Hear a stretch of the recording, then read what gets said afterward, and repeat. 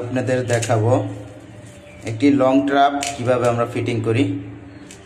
তা আমরা প্রথমে লং ট্রাপের যে টুকরা আছে ওই টুকরাটা আঠা দিয়ে আমার মিস্ত্রি এই যে লাগিয়ে নিচ্ছে।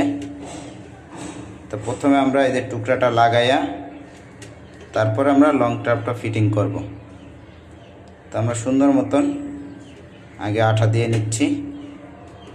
আঠা দেওয়ার পর জাস্ট এই যে ফিটিংসের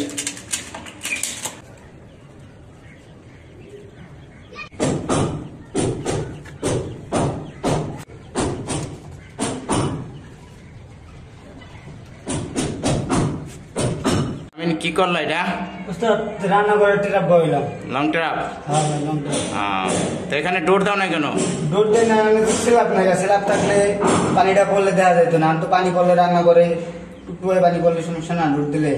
এর জন্য আমরা প্লেন ব্যান্ড দিয়া সেট করে দিচ্ছি।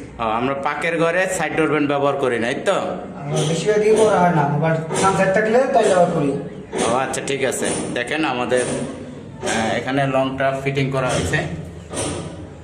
আমরা এখানে সাইড ডোর ব্যবহার করি নাই, কারণ যদি নিচে ফলসাদ নাই, এই জন্য আমরা সবসময় প্লেন ব্যান্ড ব্যবহার করি।